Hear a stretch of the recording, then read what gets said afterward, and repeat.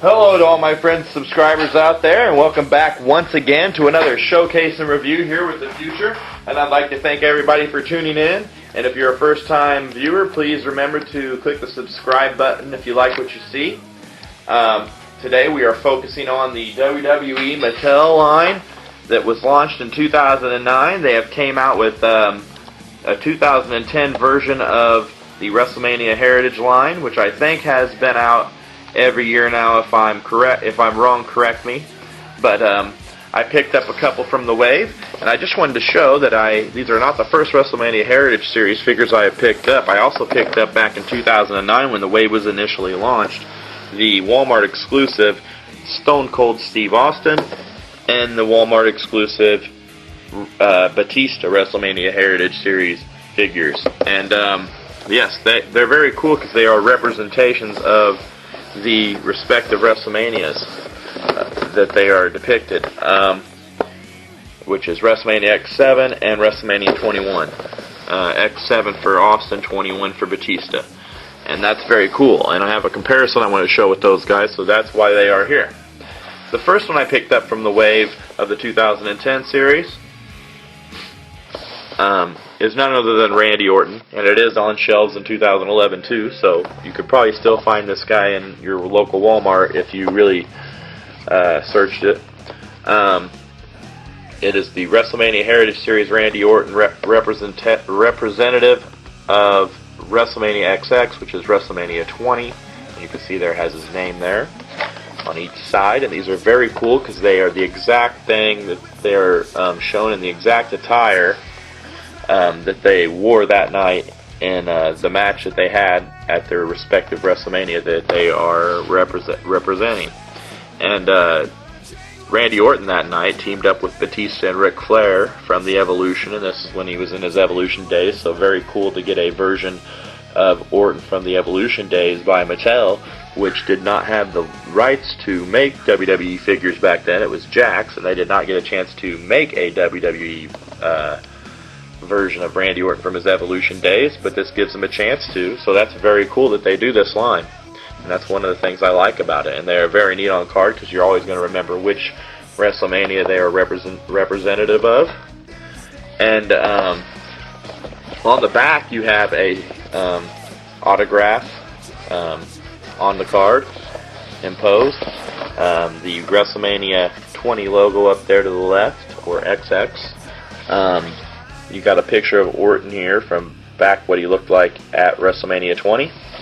He tagged up to take on the Rock and Sock Connection, by the way, which is very interesting because The Rock will be the guest host at WrestleMania 27 this year, and I'm very much looking forward to WrestleMania 27. Down here you have other figures from the line: Kane, Melina, John Cena, Punk, and Triple H, all representing different WrestleManias, as you can see. Very cool to get a hold of this guy. And one thing I wanted to bring these figures out before, because here's his old Evolution buddy Batista, and on these they had actually a little bio about what happened in the WrestleMania that year, which was 21 here for Batista.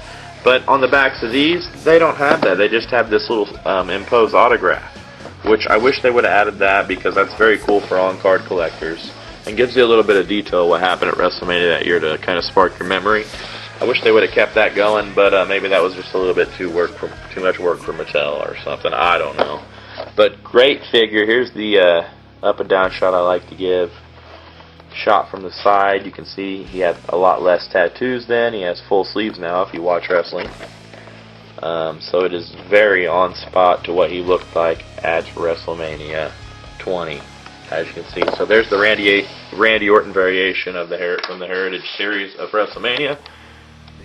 And here comes Triple H, the other one I picked up, and this is a representation of him at WrestleMania 22 when he fought John Cena for the belt and ended up short-handed. But he did debut his King of Kings gimmick at that WrestleMania, and that's why I thought this was very neat to get a hold of. Any Triple H figures need to get a hold of, but in his regular attire especially. The King of Kings tights that he debuted that night, he came up rising up on his throne looking a lot like Conan the Barbarian, and as you can see there it has Triple H on the side with WrestleMania 22, Very cool entrance. If you've never seen it, it's on YouTube. If you look it up, WrestleMania 22 Triple H entrance, it's a very popular entrance. They actually made a figure of him decked out in the full Conan-type barbarian garb that he wore to the ring that night, which he's never wore since, but it'd be kind of cool if, since he's fighting Undertaker this year to end the streak at WrestleMania 27, that he could bring back that gimmick. That'd be pretty neat. And let Taker know he is the King of Kings. There's Kane, Melina, Cena, Punk, and this time Orton instead of Triple H. And that makes sense since this is Triple H figure, and the other is the Orton figure. And the Orton figure featured Triple H, and this figure features Orton. So, there you go. And it says celebrate the history of WrestleMania with these figures. So that's what I'm doing.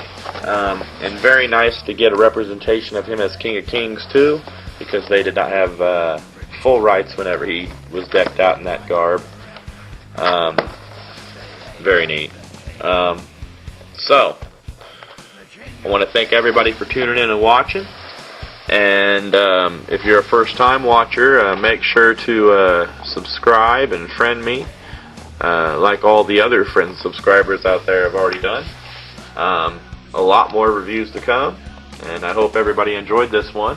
And I want to thank everybody for watching out there. Peace out.